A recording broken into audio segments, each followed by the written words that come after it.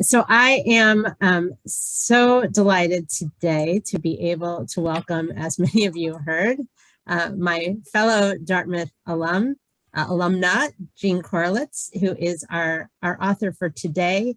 And so exciting, as was also shared, some of you might not have heard this. The reason we appreciate everyone's flexibility today with moving this back, because the reason that we needed to is because Jean is a finalist or for one of, or maybe is one of the Amazon Books of the Year. We are so thrilled. I was already so excited having read Two Brothers. What? I'm sorry? I'm pretty thrilled too. So we're your first event after, the big hullabaloo, and that's exciting. Too bad we didn't have enough time in between to, share that as well. I'm really excited, both in partnership with the Women of Washington Hebrew Congregation and with great thanks to Bonnie and Mara, and also our friends at the Jewish Book Council who brought us together. We're thrilled to bring Jean Korelitz today, and I am putting in the chat, in case you have not already read her book, a link to be able to buy her book. You can buy it through Amazon, through our Washington Hebrew Mitzvah Mall, which will support our social action and social justice projects. But also, however you buy it, if you want to support a local bookseller as well, please do that. But most importantly, we hope that you will support our author, Jean Korelitz, and certainly read this amazing book. So Jean Hanff Korelitz, Hanff? Hanff, I was right the first time. Jean Hanff Korelitz is the New York Times bestselling author of the novels The Plot, Tonight Show Summer Reads Pick, and now also an Amazon Book of the Year. You Should Have Known, which aired on HBO in October 2020 as The Undoing, starring Nicole Kidman, Hugh Grant, and Donald Sutherland, which I'm sure kept many of us busy during those long days and nights of COVID. Admission, adapted as a film in 2013 starring Tina Fey, The Devil and Webster, The White Rose, The Sabbath Day River, and a Jury of Her Peers, as well as Interference Powder, a novel for children. Her company, Book the Writer, hosts pop-up book groups in which small groups of readers discuss new books with their authors. She lives in New York City with her husband, Irish poet Paul Muldoon. We are so thrilled that you are here with us, and I'm wondering if you could maybe start by telling us a little bit about The Plot, and perhaps as well any inspiration for this book. This book was kind of, I joked in the acknowledgments that the book was, was born in my editor's office. Sorry for the mess. And that's actually not too far from the case. I was writing a very different book, not a thriller, a big book about a Jewish family in New York, and lots of twists and turns, but nothing anybody would call a suspense novel. And then my editor just kept turning it down, and we were in the middle of a very unpleasant meeting in January 2020, in which she was turning it down again.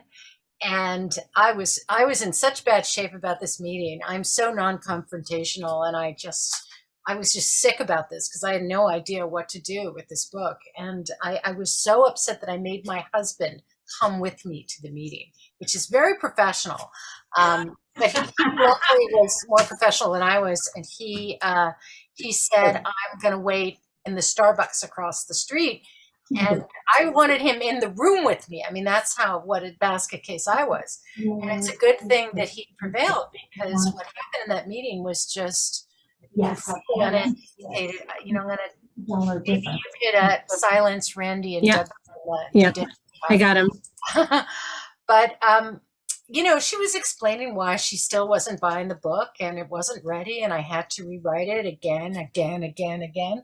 And in the middle of all this, I just said, I have this other idea.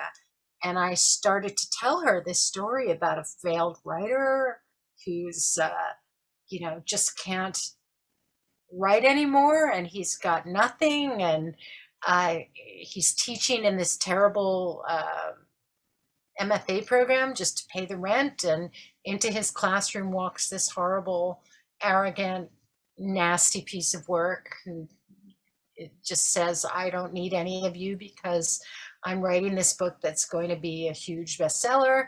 And you know, the author has, of course, heard that before. We've all heard that before. And you know, what you do is you say, oh, that's fantastic, good luck with it. But what you're really thinking is, what a jerk.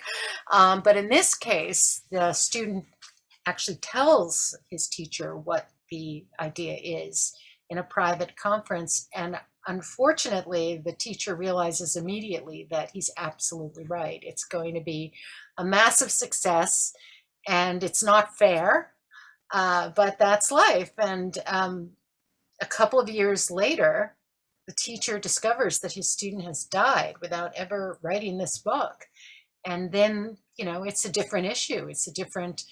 It's kind of a moral issue, but not really, because books are full. You know, the world is full of books that have been based on other books and other stories. And this is part of the kind of the joyfulness of what we do as writers. So he writes it. And therein lies the problem. Have any of you read the book? And so who has not read the book? Okay, well, we'll try to be careful. We're going to protect you, Carol. Don't worry. Well, I'm only halfway through. So we know that he's going to, from close to the beginning, we know that Jake is going to take this story, co-opt it, let's say, which sort of. It's on the docket copy. So this this much is known.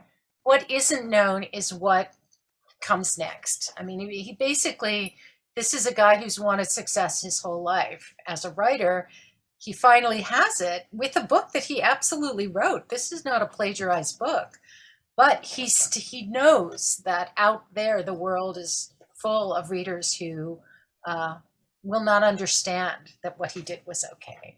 So so that's a sort of the moral ethical question. Did he cross the line? What constitutes plagiarism? You know, we know there are honor codes in lots of places, and you know, did he cross the line? Where did he cross the line? Where is the line? Yeah. So these are issues we are obsessed with. We writers are obsessed with. It's no coincidence that writers love to write about writers plagiarizing. And I'm not the first to do it. I love books about plagiarism. I can give you a whole reading list of books about plagiarism, but that's not this. That's not what happens here. He doesn't copy a word. He doesn't. He takes this idea the way Stephen Sondheim and Leonard Bernstein took Romeo and Juliet and made it into West Side Story. He goes in he has no idea what direction, how he's departing from the original, because he never read the original, because the original was never written. So it is a difficult thing. Anyway. Do you think that Jake would have stolen the story if he knew where it came from? No. And who owns the story? Is it the person whose story or experience it is? Like, how do you decide that? You don't, I don't go and patent my story so no one else can tell it, right? We know there's so many biographies out there. Right. But we have these cliches out in the world right now that it's my story and only I can tell it. And, this is something that I kind of play with in the school where Jake teaches. It's kind of come on to students is only you can tell your perfect individual story. And, we're going to teach you to be the writer who can bring your story to the world. That's kind of bull, in my opinion. Yeah, sure. Of course you have your story, but not only you can tell your story. Flaubert was never a miserable married woman who desperately wants out of her life, but we still have Madame Bovary. I could give you a few gazillion other things, but the ability of an author to be imaginative and to step into another person's life is, it's one of the reasons we read fiction, just to see the human imagination at work. So, I brought a talk. Would you like me to do the talk, or shall we just chat? No, we would love to talk. All right. Just wanted to give people a sense of a little bit of the background before we go into it. So, all right. All you. Okay. So here's everything you never wanted to know about, not just the book, but how I got here, because it's a weird, this was not a straightforward thing. I didn't grow up saying, oh, I want to be a thriller writer, and I took the path of least resistance. I really kind of went everywhere. So anyway, I want to start by saying that it's almost like a confession, which is actually not inappropriate for a book that's about a crime. And the plot is about a crime. There are a bunch of crimes in the plot. But my confession is that I am a literary writer who really likes plot. And that may not sound like a big deal unless some of you are writers, in which case you know exactly how big a deal it is. But if you're not writers, you may not fully understand the chasm between your bookstore and my bookstore's literary fiction tables, where the beautiful prose of deeply respected, sometimes prize-winning novelists is displayed, and the mystery thriller tables where the novels have lurid covers and their titles feature the word girl or woman. So, those novels are often described as plot-driven. And the implication is that literary writers do not and should not taint their work with plot. There may be another implication that writers of plot-driven fiction shouldn't trouble themselves with the quality of their prose, but I'm actually less familiar with the rules on that side of the divide. What I'm trying to get to here is that until recently, I've been a writer without a table at my bookstore and your bookstore. I've been barred from one and not at home on the other. I've been asked for years whether I'm still writing whodunits, which is a question that really irritates me beyond my ability to convey politely. In fact, I loathe whodunits, and I never read them because, to be quite honest, I don't care who did it, and I never cared who did it. But I've been relieved of my literary fiction credentials that were once of great importance to me, because I have, over the years, given in to my love of and my respect for plot. Obviously, I think about plot a lot. I think about it so much that I just wrote a book called The Plot, even though that title references not one, not two, but three of the word's four definitions. According to Webster, 1, a sequence of events in a narrative, as in a novel; 2, an immoral or illegal plan; and 3, a designated section of land for a gravesite. And those of you who've seen the cover may have noticed that it is a picture of a gravesite.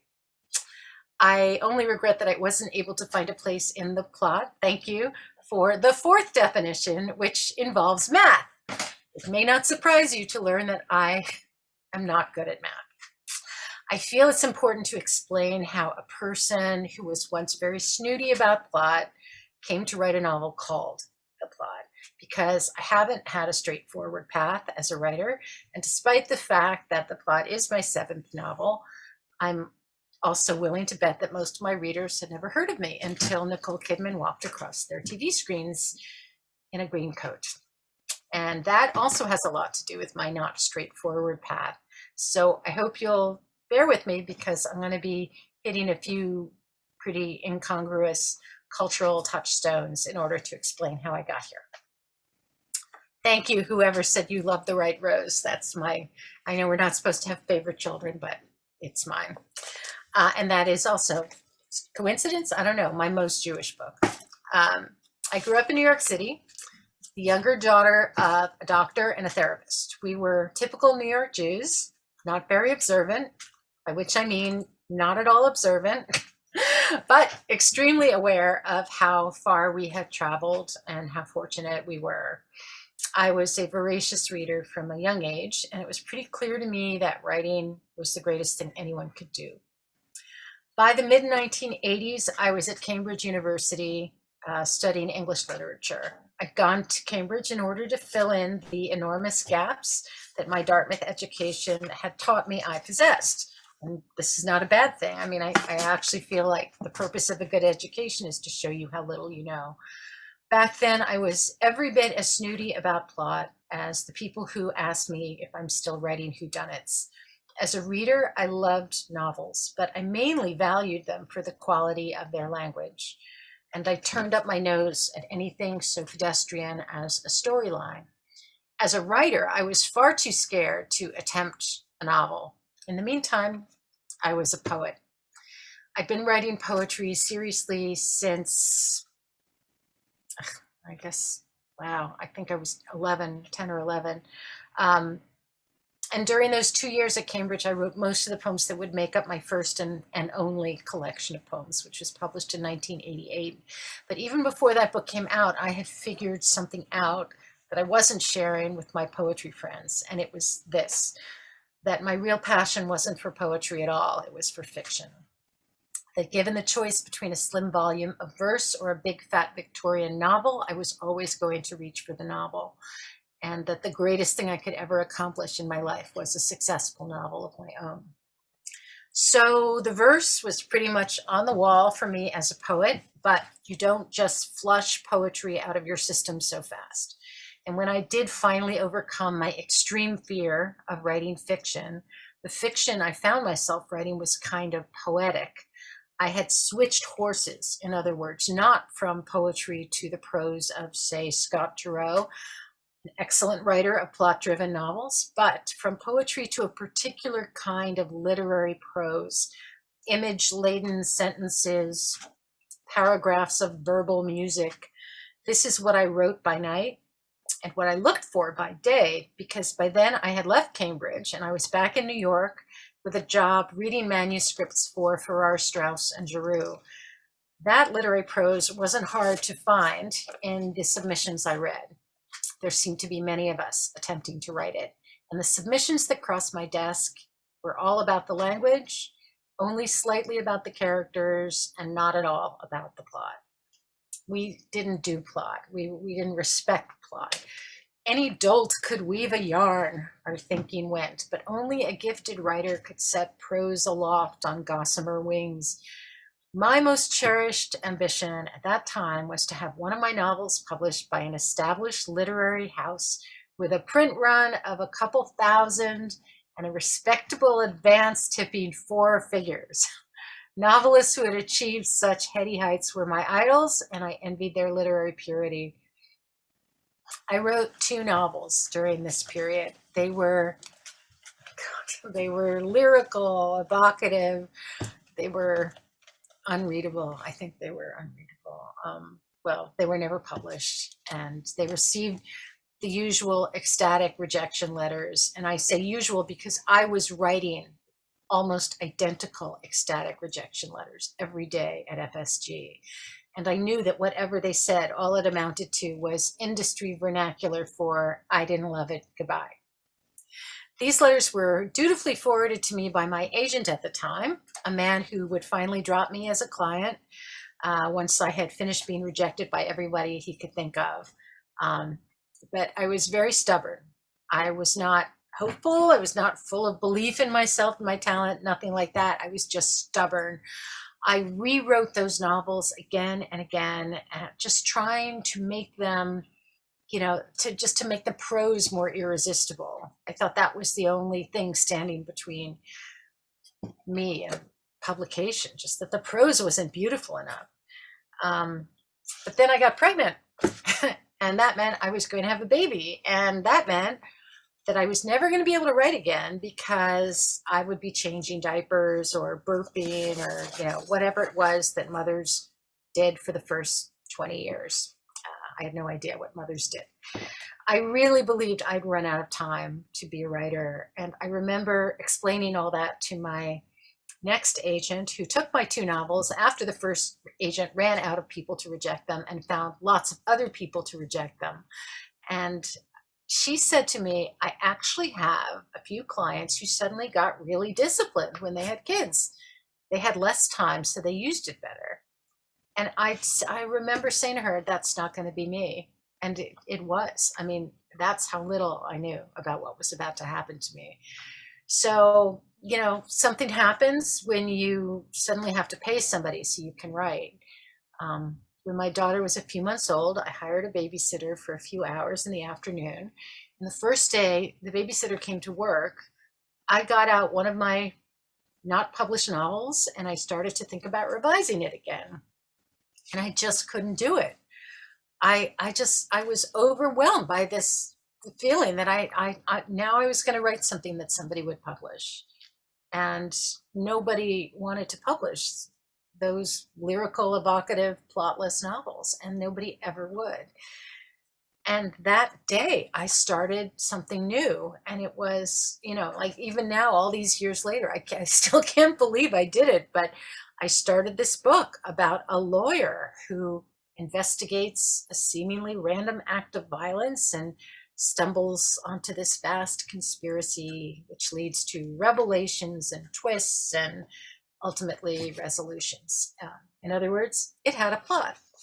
So here's the thing about an aha moment, and I know Oprah has explained all this to us already, but it's not a realization of something that you didn't know. It's a realization of something you actually did know, but were too stubborn, in my case, or distracted to understand. There is a feeling of surrender when you encounter a great plot. The temporary loss of autonomy, the sense of being carried along against our will, you can't get that from language alone, or maybe you can. But I was finally admitting to myself, first by turning away from poetry and then by turning away from, you know, glorious prose at the expense of a story, that I couldn't. So, you know, language is great. Language is the joy of my life. But at the end of the day, for me as a reader, something still has to happen. For all my high-mindedness about language, I finally admitted to myself that the novels I had loved the most were tightly plotted. In fact, they hurtled toward a conclusion that felt inevitable, but they also surprised me deeply along the way. But as enjoyable as those novels are from the reader's side, they just feel absolutely impossible from the writer's side, especially since, as far more nimble minds than my own have analyzed, there are only 7 plots in all. And feel free to recite them along with me if you know them, Dayenu style, you know, Overcoming the Monster, Rags to Riches, The Quest, Voyage and Return, Comedy, Tragedy, and Rebirth. That's it. So basically 7 plots. And if that's not enough of a burden, consider this. In spite of the fact that each of these essential plots is hardwired into our psyches, whether we're aware of that or not, a great plot also has to be surprising. And I'm not just talking about surprising to the reader, I'm talking about surprising to the writer. Over the years, I've learned a lot by listening to my husband, Paul Muldoon, talk about poetry. Paul has always insisted that if the poet knows where the poem is going before he or she begins to write, the poem itself will be leaden and inert. The poet's own sense of discovery must somehow imbue the poem to make it come alive. And guess what? It's exactly the same in fiction. But whereas launching oneself blindly into the writing of a single poem is brave and artistically liberating, launching oneself blindly into the writing of a novel, a task that may end up taking years of your life, is a far dicier proposition. You have to know where you're going, kind of, without knowing exactly what's going to happen along the way. It's an act of foolhardiness and blind faith, and it's terrifying. I've done it 10 times if you count my unpublished novels, and I'm as terrified of doing it again as I was in the 1980s before I'd done it once, maybe more terrified because I know exactly how hard it is. because you can't just pluck one of those 7 plots off the shelf and connect the dots. Not if you want to surprise your reader. There are many readers, and believe me, they've gotten in touch lately, who like to announce in their Goodreads or Amazon reviews what page they were on when they figured out the big revelation in your book. These people are not happy with you. You promised to take them on a journey and surprise them, and guess what? You failed. And it doesn't help that I'm actually one of those people. I mean, I don't post mean reviews on Goodreads, but yes, I usually can figure out the entire story very quickly. This is a dubious talent at best, and one that infuriates my family. My son in particular is always trying to stump me with a plot I can't figure out. The last time he tried, it was with the movie Get Out. 5 minutes in, I leaned over in the movie theater. I told him everything that was going to happen. He hasn't tried since, and I know there are others like me out there. The problem of keeping those people in suspense is just daunting beyond belief. That I've been able to write a novel once, let alone 10 times, I owe to a few lessons from some wildly disparate sources, and I'm going to share them with you now. So here come the takeaways. Back at Cambridge, I attended a lecture about Oedipus Rex by a professor of classics named Oliver Taplin. And what Taplin did in an hour or so was to illuminate the shape of the play as a single circular journey from, I'm going to use a little visual aid here, the steps of the palace at Thebes to the fatal crossroad where Oedipus unknowingly kills his own father. Sorry if that's a spoiler.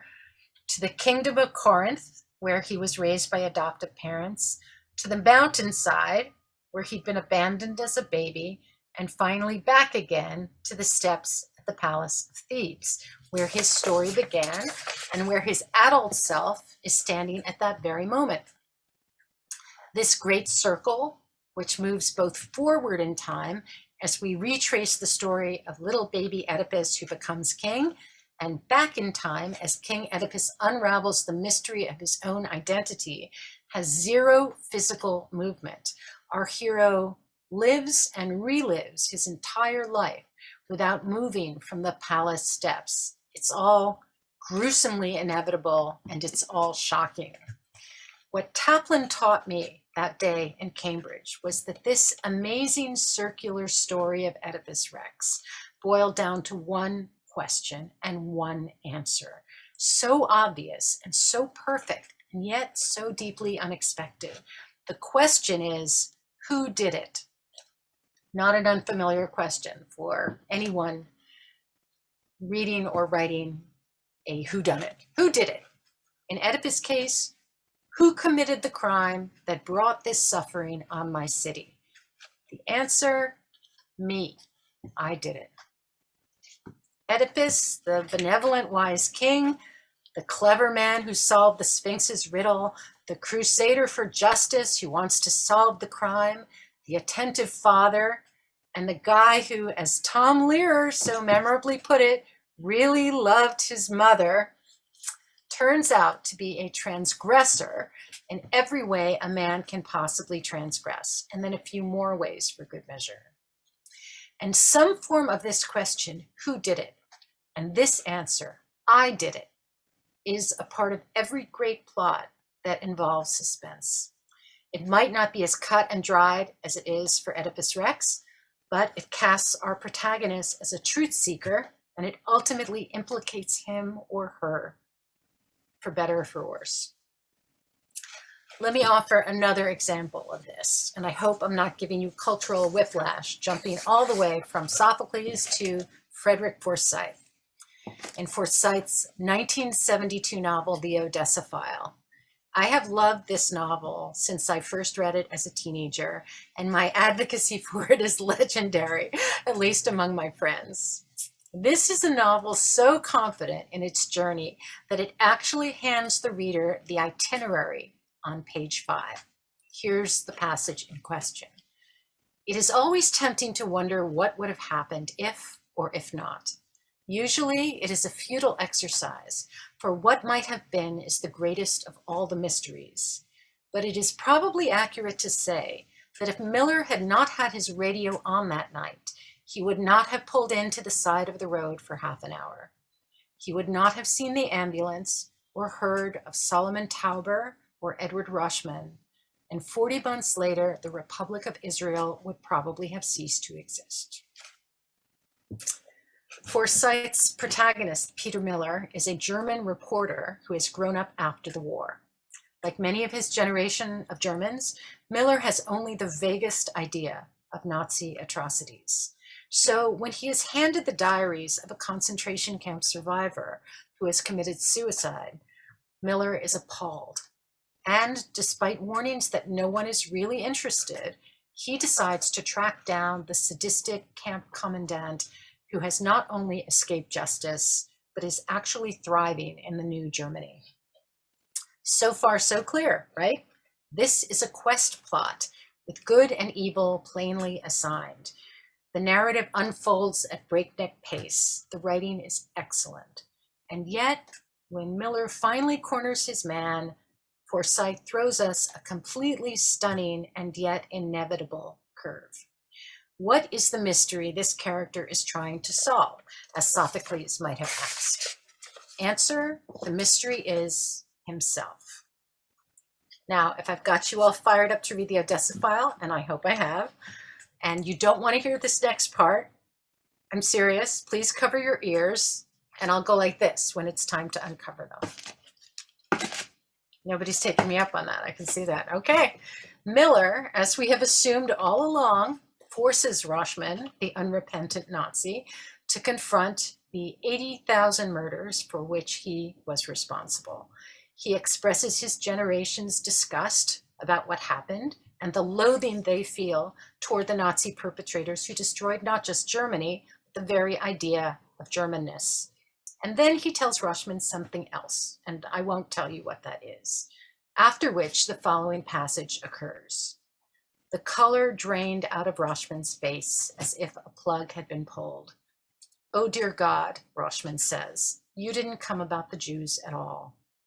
"No," Miller replies, "I'm sorry about them, but not that sorry." Okay. 40 years later, I still get goosebumps. Okay. Now I come to the part where I get to drop the name of my cousin, Jean Hanff, the author of one of the greatest books about books ever written, 84 Charing Cross Road. I've spent some time during the pandemic. Yeah, thank you. I've spent some time during the pandemic down an Ancestry.com rabbit hole, so I can attest to the fact that Helene's father and my great-grandfather were brothers, though her Hanffs were based in Philadelphia and mine in New York. We just called each other cousin. She was a fascinating, witty, sometimes cantankerous woman, but she did encourage my writing, and she was terribly sweet when I, as she never tired of telling people, brought my middle name out of the closet, which was absolutely true. The first time my middle name Hanff, ever appeared in public was in a 17 magazine review of one of her books. My favorite of all of her books is her 1961 memoir, Underfoot in Show Business, a book that predated 84 Charing Cross Road by 9 years and was not widely read. Underfoot tells the story of how Helene came to New York in the 1930s to become a successful playwright, only to discover that her life would be ruled by what she called Flanagan's Law of the theater. Flanagan's Law basically states, no matter what happens in the theater world, it's unexpected. There are abundant examples of Flanagan's Law throughout the memoir, but the best one is the one that gives it its name. This takes place in a summer stock theater in the 1940s. One night, the star of the show arrives at the theater, roaring drunk. Helene, who's working backstage, optimistically tells the stage manager, whose name is Flanagan, that the star might be able to get through it because the play is a comedy. She says, the audience may think he's just playing the part very broadly, otherwise it'll be a fiasco and we'll have to return their money. Neither will happen, says Flanagan, because you predicted them. If you can predict it, it doesn't happen. In the theater, no matter what happens to you, it's unexpected. So what actually does happen? The theater held the curtain till 9, but the star was still too drunk to walk or talk. But the audience was growing mutinous, so they decided to go ahead anyway.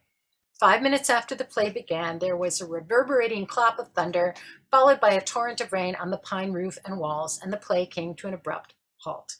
The curtain fell, the house lights went up, and the audience settled in good-naturedly to wait out the storm. A little after 10, the rain stopped, by which time the star had been dragged out into the rain and forced to swallow a vat of black coffee. And when the curtain rose again, he was thoroughly sober. The play proceeded without a hitch, and I've believed in Flanagan's Law ever since.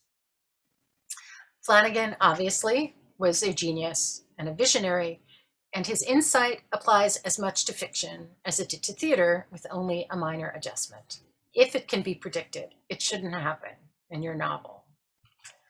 Of course, the great irony of Helene's memoir is that her own future, which we know now, but which she could not have known then, was the greatest possible example of Flanagan's Law. The failed playwright who wrote Underfoot in Show Business in 1961 could not have imagined, let alone predicted, that a collection of letters between herself and a used bookstore in London would be the thing that finally made her into what she'd always aspired to be, an admired and even famous writer, whose story would be adapted for radio, stage, and a beautiful film in which she was portrayed by Anne Bancroft. Anne Bancroft, by the way, loved 84 so much that her husband Mel Brooks bought the film rights for her as a gift. After bombing as a playwright and before unexpectedly succeeding as a letter writer, Helene took a detour into the brand new medium of television. And here's a lesson she learned from the detour that would also help her novel writing cousin 4 decades later. Helene's job was writing The Adventures of Ellery Queen, and that was no mean feat given the parameters she had to deal with.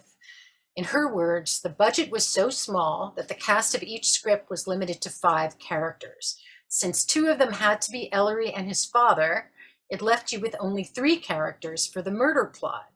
The character who got murdered, known as the corpse, and 2 suspects, one innocent and one guilty.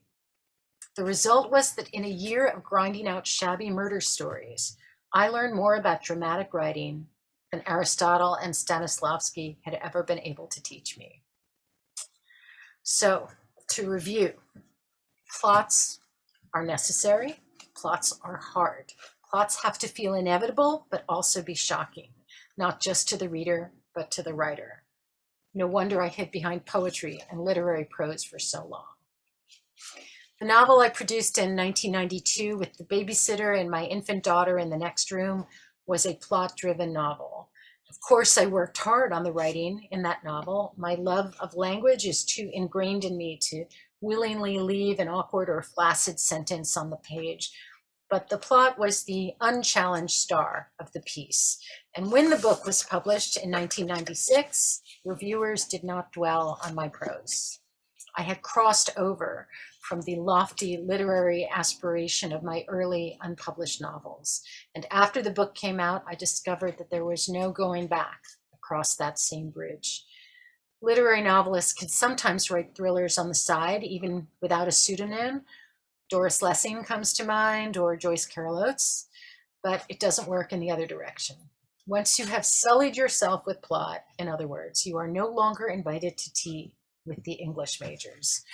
And as your rabbi can tell you, tea with the English majors, especially at Dartmouth, was really nice.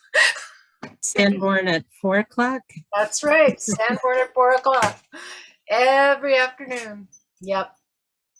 Throughout the 25 years of my career, I have hopscotched across these genre lines repeatedly, perplexing bookstores who couldn't decide which table I belonged on, irritating publishers who tended to want me to double down on my more successful characters and write sequels about them, and frustrating readers who might bond with one of my novels only to be disappointed by the next one I wrote, which was either too literary or not literary enough.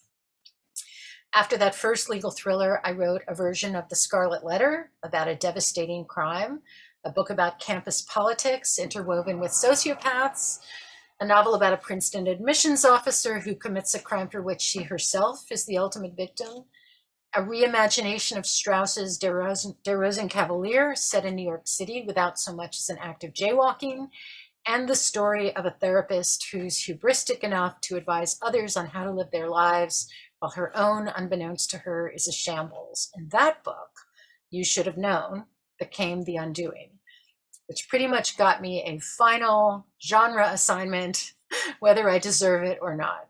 Because for the millions of people who watch David E. Kelley's adaptation, I am the progenitor of those stunning courtroom scenes, except of course that I'm not. He is, and they were great. In the years before the pandemic, I was hard at work on a literary novel called The Latecomer, about a New York family with triplets and a much younger child. It's an understatement to say that this novel wasn't coming together.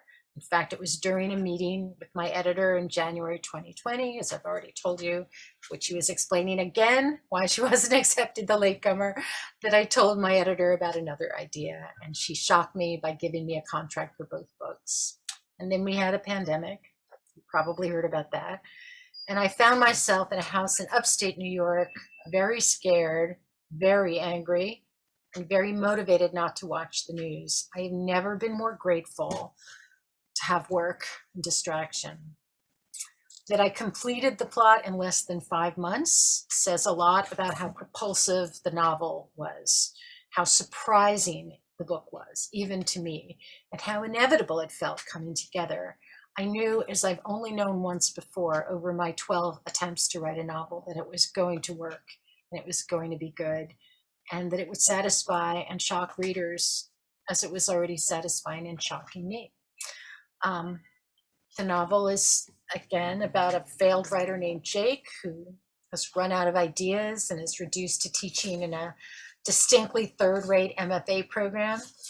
And when his most arrogant student announces the plot of the novel he's writing is so perfect, so compelling that it's foolproof, Jake assumes the guy's just a typical amateur jerk. But then he hears the plot and he knows it's all true. A few years later, when he discovers that his student has died without ever having written that foolproof book, what does he do? What should he do? What would any self-respecting writer do with a story like that, a story that absolutely needs to be written? Besides, what could possibly go wrong? So, which of the 7 great plots comprises the plot?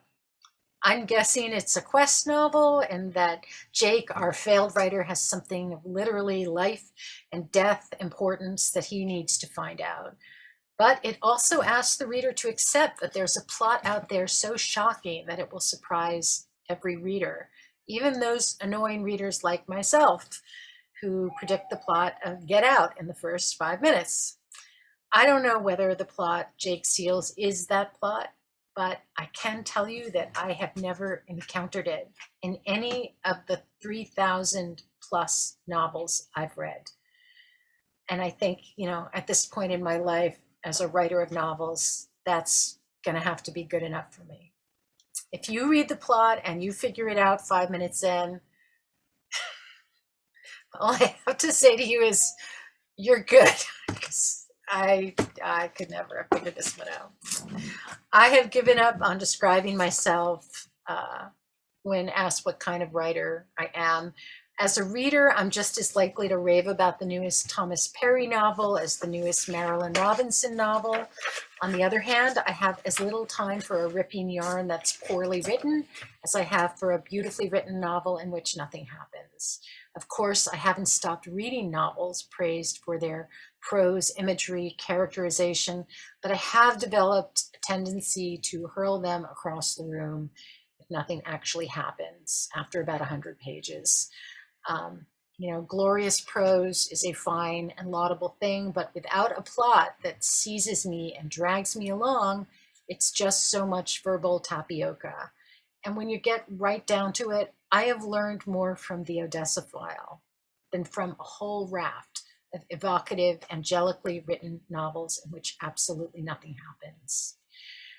So, That's how a writer who started off as a poet and thought plot was going to be irrelevant to her novels if she ever managed to write them, ended up wandering all over the literary versus plot-driven wilderness for almost 30 years before finally breaking through with a novel actually called The Plot. You probably didn't get up this morning thinking you were going to hear about Sophocles, Frederick Forsyth, and Ellery Queen in one talk, but all I can say is if I've surprised you, then I've done my job as a novelist. And if you're wondering what happened to that other novel my editor kept turning down, now appropriately titled The Latecomer, I wrote it a few more times and my editor finally accepted it a few weeks ago, and it's coming out next May. And I'm really, really happy with it. And I hope you like it too. And that's it. Thank you. Thank you. Thanks for listening. So I don't know about everyone else. I am so excited to read The Latecomer when it comes out, having read a few of your other books as well. Certainly, was it The Devil and Webster, which of course I had to read because, you know, the link to Dartmouth. But so there's Dartmouth on the cover of the paperback. Yeah. There's Baker Library. I also understand, and there are a couple questions in the chat, but I understand somebody shared that this is going to be a limited series. The Plot, is that? Yeah. Who would you like to see in the cast? I mean, now that you've had Nicole Kidman and Hugh Grant and Donald Sutherland. It's moot because I'm about to tell you who's going to play the part, and you're going to be surprised. Unless you happen to be on Variety last week. Variety leaked it a couple of weeks ago.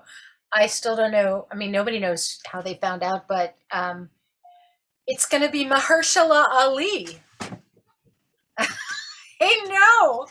I know. But you know what? It's going to be great. It's going to be a little bit of a pivot. We'll look at a few other issues, and it's a story about a writer at the bottom. At the end of the day.